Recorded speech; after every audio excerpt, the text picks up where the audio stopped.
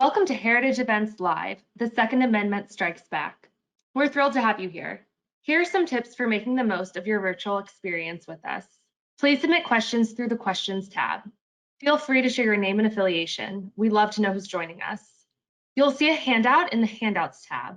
Download this as it contains great information and resources about the Second Amendment.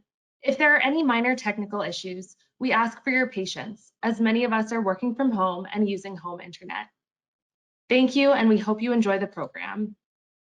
The Constitution of the United States of America has endured for over 2 centuries. It remains the object of reverence for nearly all Americans and an object of admiration by peoples around the world. Not only is it the world's oldest national constitution still in use, it is also the shortest constitution, and therein lies its brilliance. Rather than concoct a detailed recipe covering every possible eventuality, the founders instead provided a structure and articulated a set of stable principles that provide a timeless guide for good governance that is enduring and worth preserving. This fall will mark the 11th year the Heritage Foundation has hosted our Preserve the Constitution series. By informing citizens on topics related to the Constitution and the rule of law, this annual lecture series seeks to restore the courts to their proper constitutional role and to enforce constitutional limits on government. Live events throughout September, October, and November will bring together leading voices in law and policy to give a reasoned defense for liberty. Previous events have not shied away from the big legal issues of the day, debating topics ranging from the state of the free press to the rise of the surveillance state, to attacks on religious liberty. Past speakers have included some of the nation's most respected judges and legal scholars, including Justices Clarence Thomas and Brett Kavanaugh, former Attorneys General Michael Mukasey, John Ashcroft, and Ed Meese, and a number of senators and congressmen. We at Heritage feel it is very important for the citizenry to have an understanding of and allegiance to the Constitution of the United States. We are pleased that you are able to join us for our event today and what promises to be an engaging discussion. Following the program, we hope you will visit our website, heritage.org/PTC2020, to sign up for and view additional events in our series. And now, we turn it over to our Heritage colleague to begin today's live program.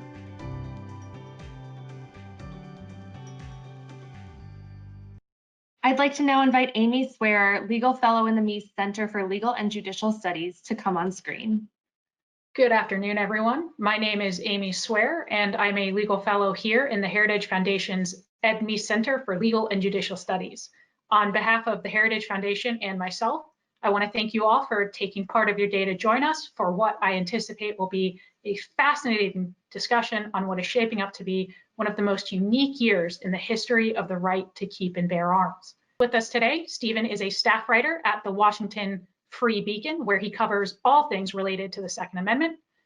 As a journalist, he has been at the forefront of, and I would argue, has been one of the best at capturing this year's growth in gun ownership, the barriers faced by these gun owners, and the changing demographics of gun ownership. Stephen is also a certified NRA firearms instructor. Joining us also is Geneva Solomon, who is a director of the California chapter of the National African American Gun Association.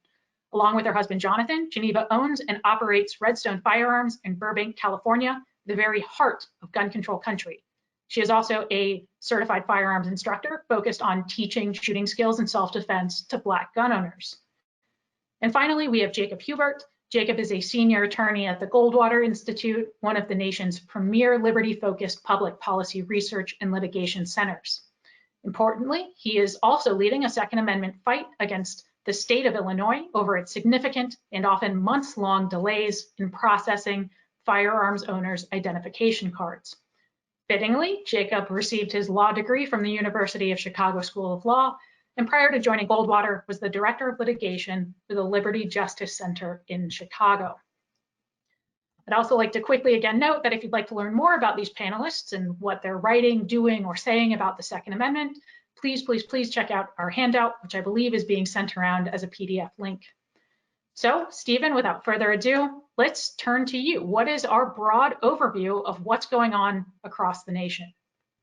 Yeah, well, 2020 has certainly been a momentous year for the gun-owning population of America. It's grown quite a lot over the last several months here, especially since the onset of the coronavirus pandemic, and as well as civil unrest that we've seen in recent months.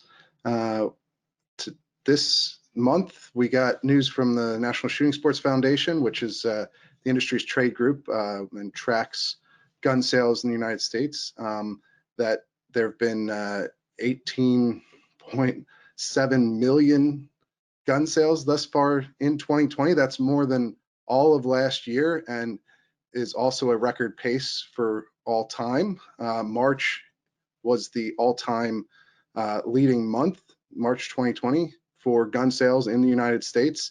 And June was second, right behind it, which is very unusual because gun sales tend to be seasonal, kind of like Christmas tree sales or something like that, where as you get into the warmer months, sales tend to go down and then they go back up around Christmas time and hunting season in the fall, and in March when there's new products come out from the industry. But June is usually a very slow month for gun sales, but this year it was quite the opposite. And seasonally adjusted was actually a higher increase in June than even in March, even though March was the all-time greatest selling month for guns in history.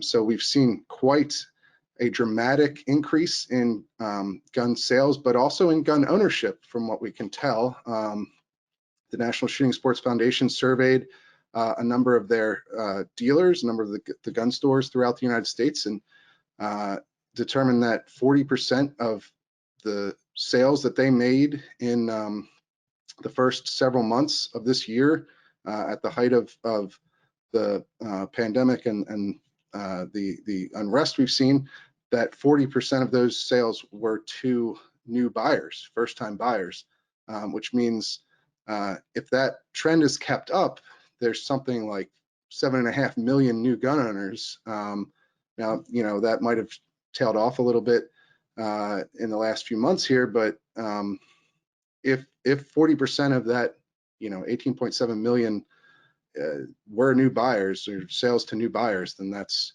7.5 million new gun owners, which obviously means quite a lot going forward when you talk about gun policy in the United States, and how those voters, those owners could affect elections and perhaps become gun voters, which is something that I have personally seen or personally witnessed with a number of people that I spoke with earlier this year about why they became new gun owners and how it's affected them politically.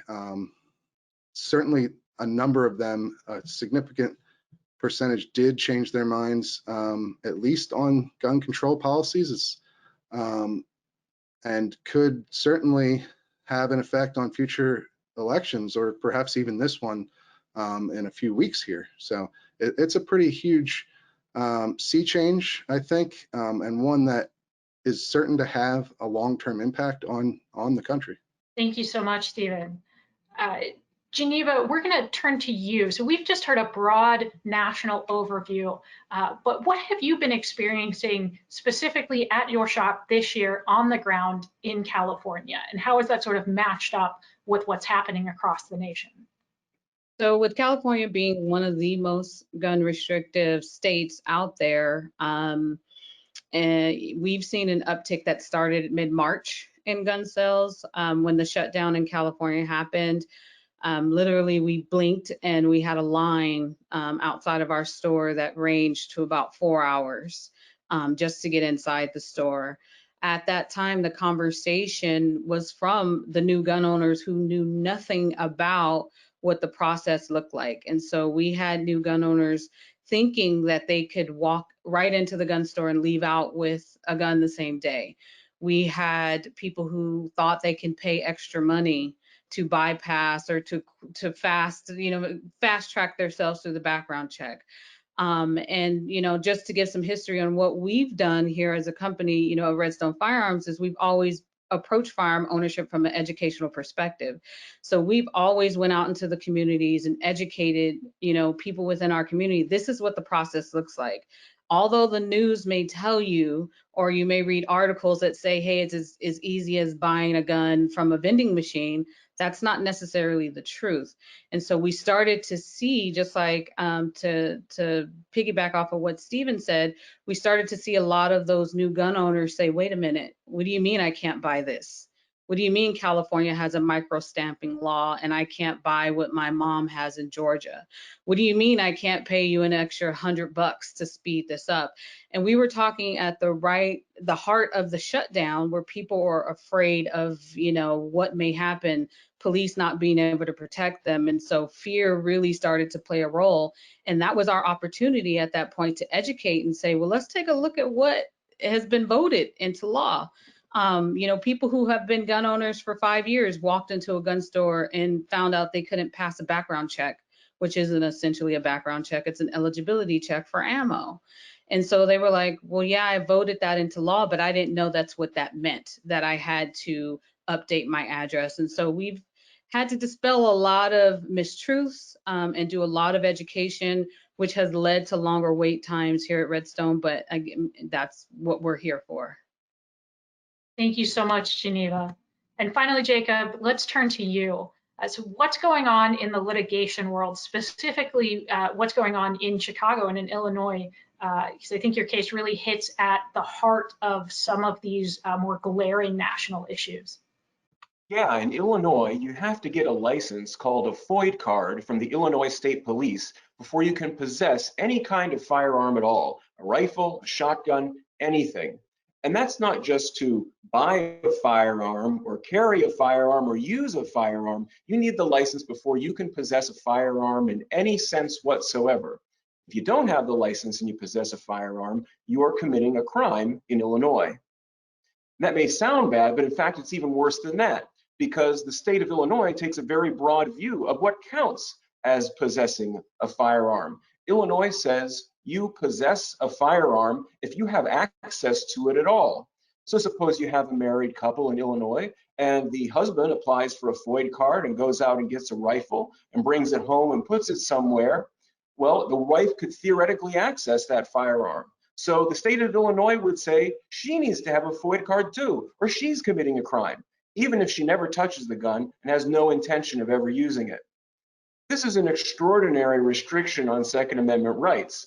Only one other state, Massachusetts, requires people to get a license from their state before they can possess a firearm at all. Illinois law does say that when someone applies for a FOID card, the state police have to issue it within 30 days, unless the person's legally disqualified because of something like criminal history or a history of mental illness. Unfortunately, Illinois State Police typically do not issue people's cards within 30 days. Instead, they commonly take 60 days, 90 days, or even longer. And that's been true for many years. In 2013, the state admitted publicly that it was taking it 64 days on average to give people their FOID cards. And since then, the problem's gotten worse, especially this year, with widespread looting and violence on top of the coronavirus lockdowns. The demand for firearms and FOID cards has skyrocketed. On June 2nd alone, just after the looting began, the state received almost 5,000 FOID card applications on one day. And in the month of June, it received a total of 62,000 FOID card applications, all presumably from people who had not owned a gun before, at least not in this state. And so all these people are waiting for months and months on end, completely unable to exercise their right to defend themselves. And for some, of course, that could be a matter of life or death. If you face an imminent threat, you can't afford to wait 30 days, let alone 60 or 90. I live in Chicago, and I applied for a FOID card earlier this year. And after I'd waited for a couple of months, I had to wonder, hasn't anybody ever sued over these delays before? I mean, it's been going on for so long and it's so outrageous. You'd think someone had done it. I suppose somebody did do it and the courts just didn't do anything about it. But it turned out, no, nobody had sued over this. And so I got in touch with some lawyers associated with the Illinois State Rifle Association and the Second Amendment Foundation. And we have filed a federal lawsuit on behalf of Illinois residents who are waiting for their FOID cards. Well, thank you so much, all three of you, for your opening remarks. Stephen, I want to turn back to you with some questions to start off with, and also Geneva and Jacob, if you'd like to jump in, by all means. So we've heard a lot about some of the quote unquote normal barriers to exercising Second Amendment rights. Geneva, you talked about in California, people not understanding the wait periods. Jacob, your entire case is about some of these quote unquote normal impositions. But what are we also seeing this year from would-be gun owners across the nation in terms of additional barriers being imposed because of coronavirus? So what are some of these complications? What's being done to challenge them? And perhaps just as importantly, how long can we expect these sorts of coronavirus complications to keep impacting the Second Amendment? Yeah, I mean, there were quite a lot of significant hurdles that came along with the coronavirus shutdowns that did affect gun buyers and people seeking gun carry permits all throughout the country, from coast to coast, really. Obviously those shutdowns affected basically every part of society, but there was a particularly strong effect when it came to gun buying, because you had a lot of the offices, the government offices that process these sorts of permits, especially in deeper blue areas like California and Illinois or New Jersey, where they require these extra steps to purchase a gun. Where the state has a whole nother process that you have to go through in order to purchase a gun, that might you might not have the same sort of effects in Pennsylvania or Virginia or a number of other states that don't have additional state level processes for gun purchasing. But you saw shutdowns of those offices in places like California and New Jersey really drug out how long it took people to buy guns at the peak of the shutdowns. It's back in March, especially. I had one source in California, Scott Kane. He's a 38-year-old. He was pushed to buy a gun by his concern over unrest that might come after the shutdowns. Also, his family is of Asian descent, and they experienced some harassment, and he was uncomfortable with that, and so he wanted to buy a gun. It took him a month in California because beyond the 10-day waiting period that they have for purchases, there was also huge backlogs in the state agencies that process those sales, and the additional checks that California makes residents go through. And then there were gun store shutdowns for a long period of time in California, parts of California as well, and in the entire state of New Jersey for a long time, Massachusetts, Pennsylvania. There were a number of states that had shutdowns of actual gun stores as well, until the Trump administration put out a guidance that said gun stores should be included in essential businesses. But even today, a lot of those things got cleared up through legal challenges, like in Pennsylvania and New Jersey. But even today, there's still lingering effects of coronavirus precautions in places like DC and Philadelphia, especially. DC had a whole issue with there's no gun stores in the city, so if you want to buy a handgun, you have to buy it outside of the city and then transfer it back legally through an FFL there. But there was only one FFL, and he closed down his business at the beginning of March, and so the city had to scramble to come up with a solution, which was to make the police department an FFL, which is a very unique legal situation that may cause problems down the line, but has already caused problems with huge backlogs in processing those transfers. So if you want to buy a handgun in DC right now, it can take several months still. And they've improved the process, but they're still having a lot of issues. And Philadelphia is similarly with their gun carry permit process. The law there says, just like in Chicago, as we discussed, there's a similar law that at the state level that says you have to process gun carry applications within 45 days, but Philadelphia is trying to get around this by forcing people to only turn in applications at certain appointments. And some of those appointments have stretched out to 2022. So, you know, there's still lingering effects, especially in some of these areas that have, you know, much stricter state and local processes for buying or carrying a firearm. I can add to that here in California, and, you know, piggybacking off of what Stephen said, when, you know, we have an access line as a gun store directly into the Department of Justice. When the shutdown happened, that 24-hour line or that hotline shut down for us. And so then it turned into an email box and we couldn't get help for our customers that were caught up in a delay. And even though it is a 10-day, 24-hour period, waiting period or background check, you have to sign an affidavit that says if the, you know, Department of Justice can't clear you in the 10 days, then you fall into a delay, which you have to give the state an additional amount of time up to 30 days. We saw people that went beyond that 30 days, and us as a gun store didn't have any answers for those customers coming into the store of why wasn't their background being cleared, you know, why is this taking so long? We couldn't give them answers because there was no one to call.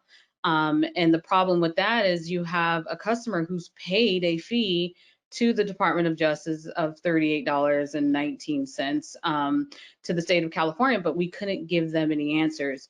We have, you know, the turnaround times have improved, but we still have some of those things still happening where people get caught up in delays, and even after that 30-day period expires, we still can't release their legally purchased firearm to them, and we still have no answers from, you know, the Department of Justice here on what we are to tell the customer coming into the store. And, you know, they're afraid.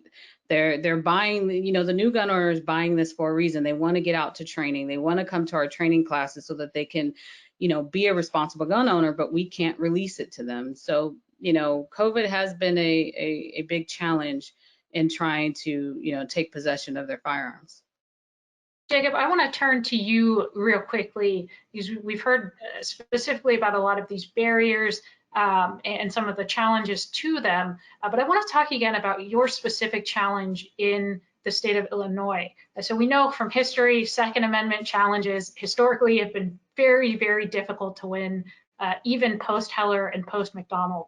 So what is unique, do you think, about your particular challenge, your particular legal challenge, and what reasons do you have to be optimistic about it in the face of really a history of this not being necessarily a winning issue? Well, one reason to be optimistic is that the Seventh Circuit Court of Appeals, where we are, has had some good decisions striking down other restrictions on Second Amendment rights. You know, after Chicago had its handgun ban struck down by the Supreme Court in 2010, the city turned around and enacted a new law that said, well, if you want to have a handgun in Chicago, you have to get training at a firing range. Oh, and also, by the way, we're banning firing ranges. And that went to the Seventh Circuit. And in a decision by Judge Diane Sykes, they put an end to that pretty quickly, and even had the foresight to say, by the way, don't even think about amending your zoning rules so that there's nowhere a firing range could be. You can't do that either. And so they were on top of that. They struck down Illinois' statewide ban on carrying a firearm pretty soon after the McDonald decision. And now we have a lot of new judges on the Seventh Circuit who we might reasonably hope would be inclined to protect Second Amendment rights. Also, courts have generally said that, including the Seventh Circuit, that a more severe deprivation of Second Amendment rights warrants more scrutiny than a less severe deprivation. And here we have an extreme deprivation because it's a total deprivation unless and until the state gets around to approving your application. You know, we're not talking about, well, it's just one kind of gun or one kind of ammunition or even just carrying. It's, you can't do anything. So I would like to think that the courts would take that most extreme deprivation most seriously. And it helps also, of course, that the state doesn't have any excuse. It's not like the state can say that waiting more than 30 days serves some public policy. Their own law says they have to do it within 30 days.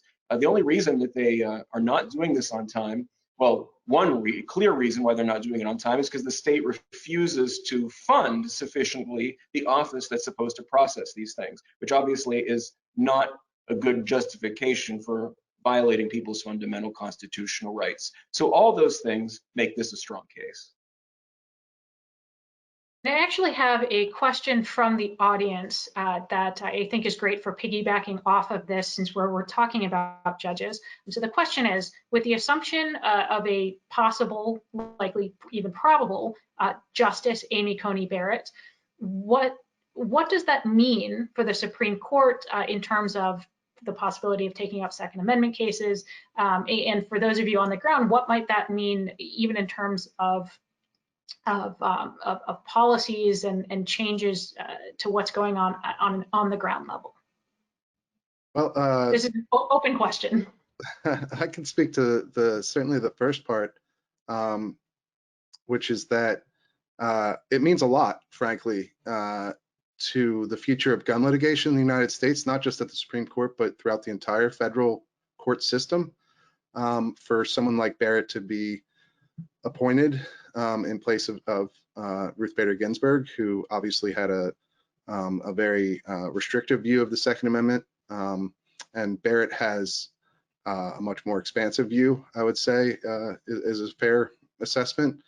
She believes in, from what we can tell, she had a gun case while she was an appellate court judge in 2018 called Cantor v. Barr, which dealt with nonviolent felons and the lifelong prohibition of gun ownership for nonviolent felons, which she, in a dissent, the majority of the court didn't agree with her, but in a dissent, she said that the prohibition was not in line with the Second Amendment as interpreted in the landmark Heller decision and the McDonald decision. And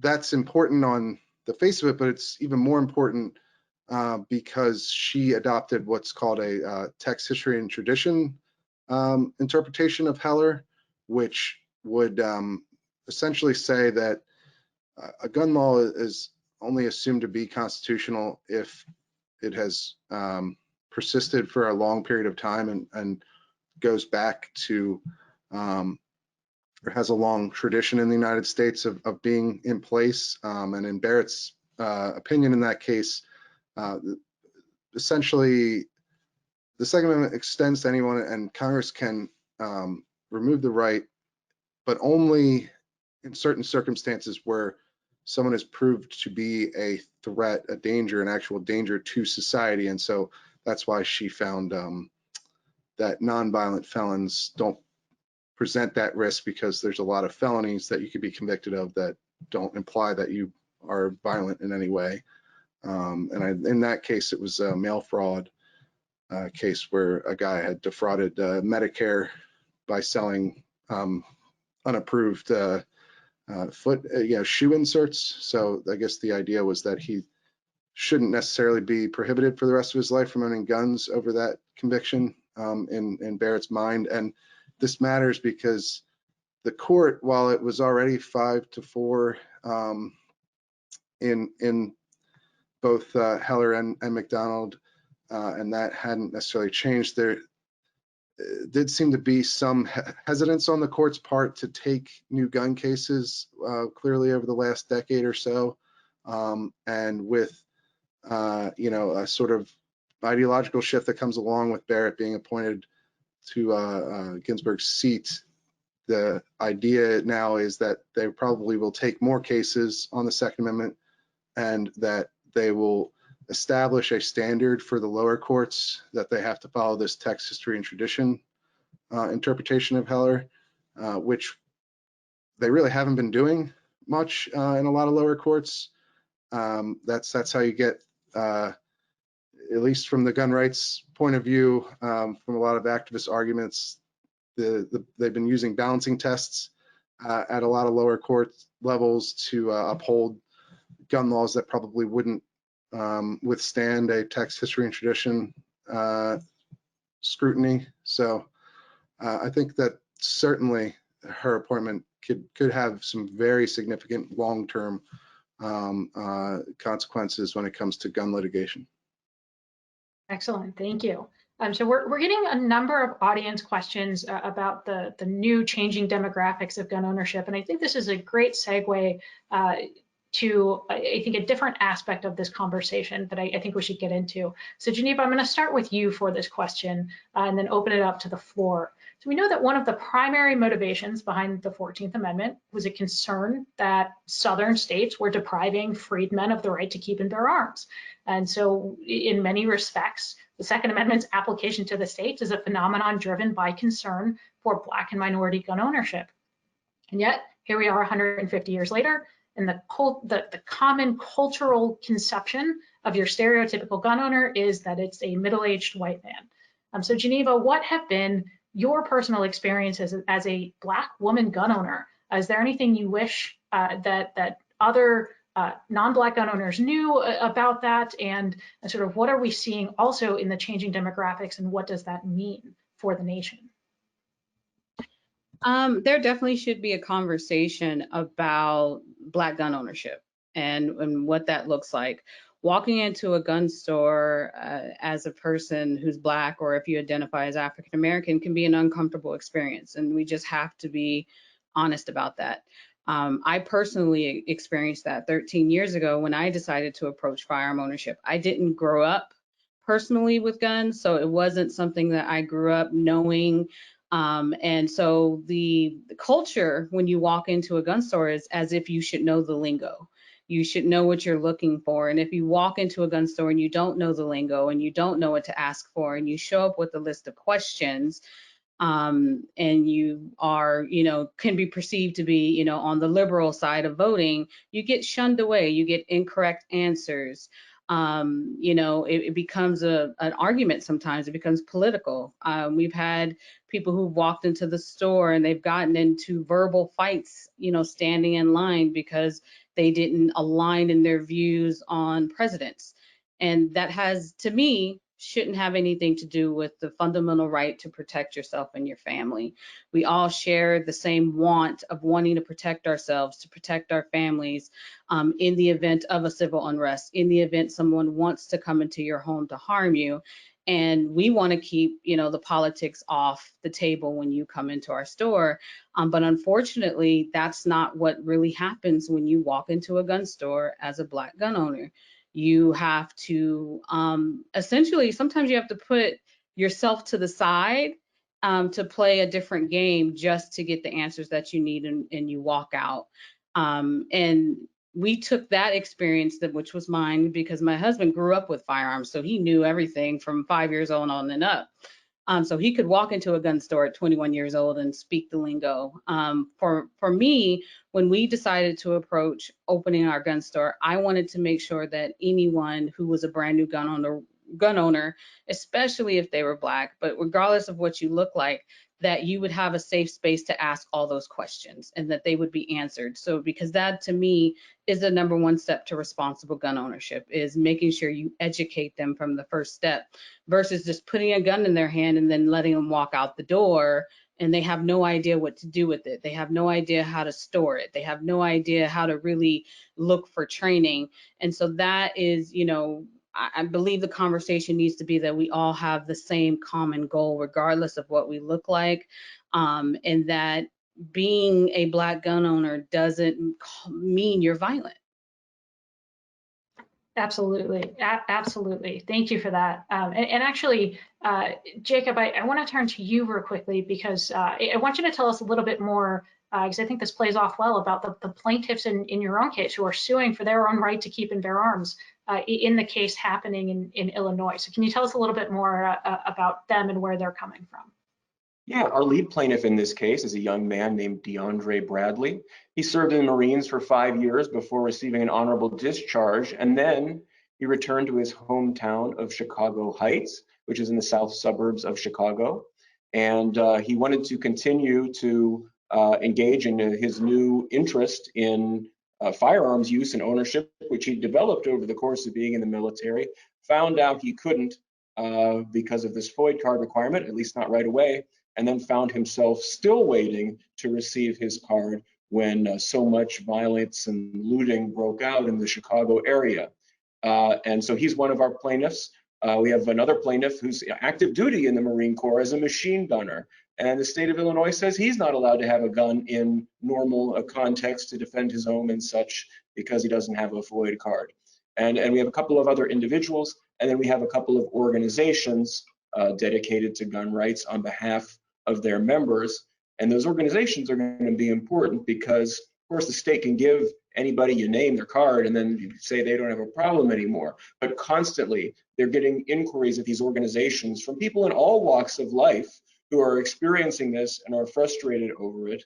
And so we're going to keep identifying more people like that, keep telling the stories of people like that. And of course, so many of these people, as first-time gun owners, are people living in places where the need to defend yourself is real, where they perceive this around them and don't want to be left to depend on police who, for a variety of reasons, might or might not be there when they need them. In fact, one of the things DeAndre told us repeatedly was he had done a little reading and had learned that the Supreme Court has said you don't have a right for the police to defend your lives, and that means, well, ultimately, it has to come down to you to be able to defend your life. And he was highly outraged that the state of Illinois would stand in his way as it did. So Jacob, you brought up a great caveat there, which is, people who are first-time gun owners coming in and wanting to get that training or having that training. And we've fortunately gotten a number of audience questions on that I think I'm going to combine into one general question, mostly at you, Geneva, and you, Stephen. What are we seeing with these first-time gun owners and their willingness and desire to get training? What are some of the barriers that are standing in their way? And are they, as some gun control advocates would insinuate, are they dangers to public safety until such time as they are expert marks? I can step in for that because not only are we a gun store, my husband and I train. And before you walk out of that gun store, before you walk out of our gun store, the discussion is, hey, we have range days 2 to 3 times a month. We would love for you to come out and train with us. And that we go from beginners all the way up to tactical practical is what Jonathan calls it. And we have a whole host of classes here, from handgun cleaning, which is important, to knowing how to use that firearm. I am a big proponent that you definitely need training. Having just the gun is just a paperweight. It's dangerous just to have that, and you don't go out and get the training to know how to use it, because you have seconds when you have to protect yourself, especially here in California. When you use deadly force, it's a last resort, which means you have seconds to make a decision, and you won't clearly know if you are making the right decision unless you get the training and you continue to train. It's just like when you get behind the wheel of a car as a teenager, you get that practice. And my dad, he made me practice driving over and over and over. I believe the same is true with that firearm. I can tell you, statistically, our range days prior to COVID, it would be kind of, you just show up. People didn't pre-register, they just kind of showed up. Yes, we would have 20 participants, and now we're seeing our range days where we have 70 spots open, sell out in a matter of 30 minutes. So their demand for training is there. We're not just seeing people going out and buying guns and then going home. I'm sure there is a percentage of people doing that, but I can assure you that we have a lot of beginners that are seeking training. We have a lot of trainers that are coming. I talk with the range that we contract with, and they said they're getting a lot of phone calls from trainers who retired because people weren't coming out to train. And now all of a sudden they're coming out and they're willing to offer their services. So the gun range is packed. If you look at the statistics on gun sales, talk to the gun ranges. There's lines to get into the gun range as well. So people definitely are practicing. Yeah, and I would add, myself as a fellow certified firearms instructor, that while certainly guns are not toys, and that there are responsibilities that come along with your rights, namely the responsibility to handle firearms safely, to know how to do that. It is thankfully fairly easy to learn, and I do think that a lot of first-time buyers that I've spoken with for stories, or even in my personal life, are eager to learn.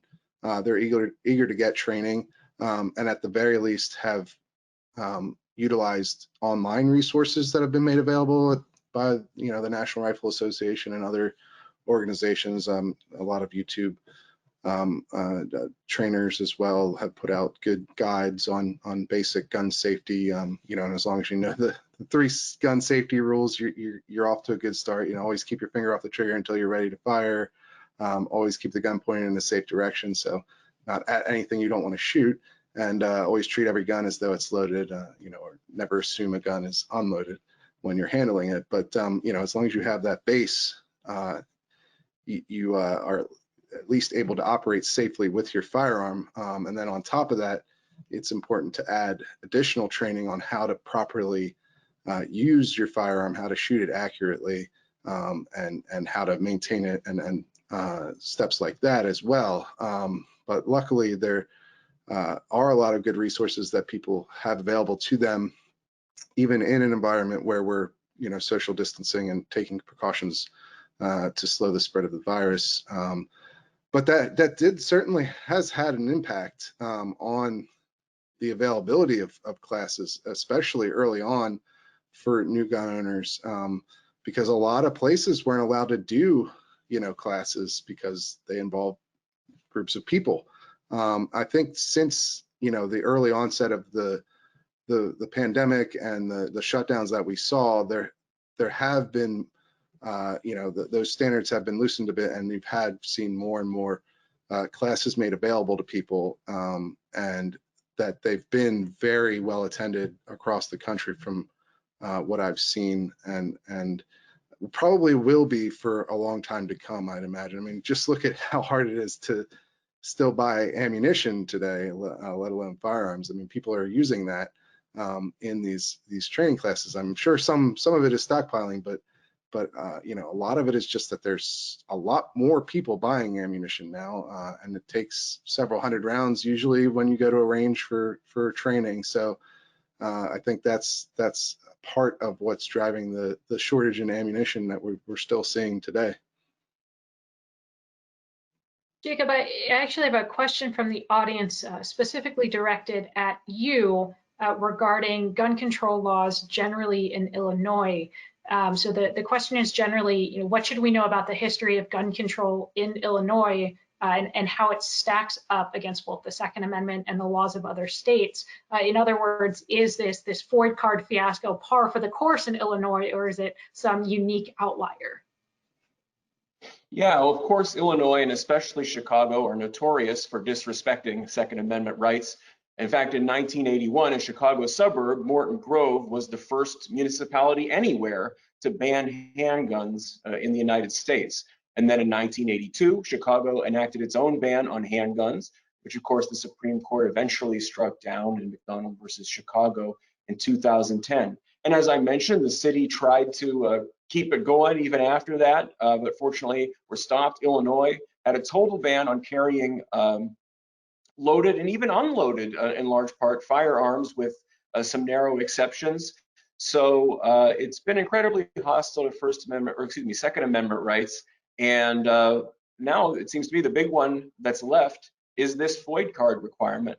So we're hoping we can at least get them to apply that in a more reasonable way. Of course, we'd like to ultimately see the requirement itself struck down too. Then Illinois will have pretty good gun freedom compared to other states.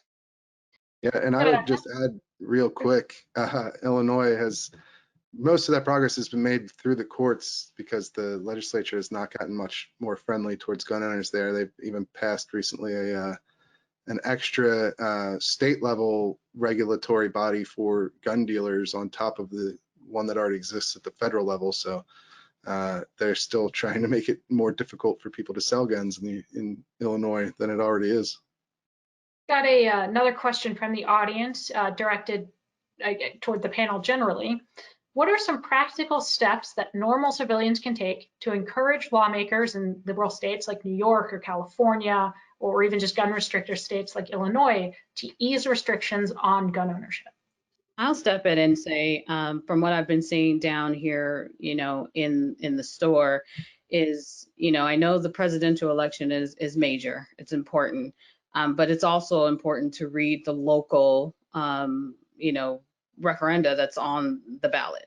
So a lot of things that were passed into law, they get packaged in and people vote them, into law. There's a micro-stamping law. People had no idea that was voted in many, many years ago. The ammo restriction law, it was sold a different way than what it really was. And so people heard one thing, oh, there's this background check for ammunition sales. And then you get down to the guts of the law, and that's not really what's happening. And so I think people need to be more educated on when they vote locally, in their own areas, on what exactly they're voting for, and not just, rely on a 30-second commercial bit, or, definitely open up, do your research, read the pros, read the cons, and really understand what it is you're voting, locally on. And so I think a lot of times what happens, especially for the new gun owners, is yes, we pay attention to the presidential election, but then they forget about midterm. They forget about the measurements on, and that just kind of falls by the wayside. And a lot of times that's how a lot of these things get packaged and passed, because people are not paying attention at that level. I would also say that in places like New York or California or Illinois, New Jersey, some of the areas where it's democratically controlled and likely to be for a long time coming, is that you have to be pragmatic in your approach, and try to deal with the people who are in office. Do your best to make them understand your point of view on the legislation that they're either for or against, and telling them why you think they should vote one way or the other, and work within the system that you have available to you, to try and make improvements the best that you can. And ultimately, voting is going to determine obviously who you're speaking with. But even if you don't get the representative that you want, oftentimes they can be swayed by voter feedback, especially if it's particularly intense, like you saw here in Virginia. Over the last year, there was the Democrats won control of every house, both houses, and the governorship here in Virginia, and were going to pass significant gun control laws, and they did pass most of those, but they did not pass all of them, likely because of the Second Amendment sanctuary movement that took hold here, because there were just so many people who came out to express their opposition to the gun control packages, and it ended up preventing probably the most severe law from going into place, which would have been an assault weapons ban and actually confiscation, as it was proposed. And so I think it's clear that even when one party has control of the entire state government, they can still be influenced on specific issues if you have enough voters who speak up about it. And it looks like this is going to be our final audience question here, again, just broadly for the panel. With an increase in left-leaning individuals purchasing firearms, do you think politicians will begin to perceive Second Amendment rights as a bipartisan issue? I can speak to that if you want me to. I can start us off, but yes, I think that is a key point about the political impact of these new gun owners. If a significant number of them, it doesn't have to be the whole 7.5 million or however many there really are, because these are obviously just estimates we're dealing with here, rough estimates, but if a significant portion of people become gun voters or make that an issue that's important to them, even if they're liberals or Democrats or people that are not traditionally associated in our political system with gun rights advocates, even if just some percentage of them, 30%, become politically active on that point, it could have a serious impact on the political conversation inside of the Republican Party, but also the Democratic Party. And you could see certainly more of those sort of blue dog Democrats that were famous years ago for their opposition to things like gun control. Certainly, you could see a resurgence in that, and that would have a significant impact, I think, on the national level, but also at the state level, probably even more importantly, on gun policies that are debated going forward. Because as things stand now, the Democratic Party has moved significantly to the left in the last 10 years or so on the issue of gun control. And if they have backlash by their own voters, because a lot of them have become gun owners and don't agree with stricter gun policies, that could certainly have a large impact down the line. Maybe it doesn't happen immediately, maybe not in the next 3 weeks here as we look to this election, but especially with all the other things that are going on that are sort of taking attention away from guns at this point. But down the line, the next election, the next 4 or 5 elections. And I agree. I think it's too soon to tell what the shift is going to look like. But I can tell you from what we're hearing and seeing is even with the increase of gun sales, even in the state of California, our governor has still pushed through within the last couple of weeks more gun control measures. And that has actually caused an additional increase in gun sales. So those new gun owners are now paying attention because they're seeing that, hey, this is going to become even more restrictive maybe next year. Again, it's too soon to tell, but I believe that it will cause a shift. So it's just going to be a yes, no, and Jacob, I'd still love to get your thoughts. A final question for all 3 of you. Yes or no, are we seeing a year of Second Amendment resurgence? Is the Second Amendment striking back? Yes. Yes, absolutely. Yes. All right. Well, with that, thank you so much, everyone, for joining us today. Thank you to the panelists. Thank you to the audience. Thank you to all of the organizers of this event. I think this was a phenomenal discussion on a very important topic. Hopefully, we will have it up for people to watch again and again and again. Again, there is also a PDF handout. Be sure to look at that. It'll give you more information about what our panelists are saying, doing, and hearing about the Second Amendment. And with that, again, thank you for joining us. And thank you again for helping make this the year where the Second Amendment is striking back.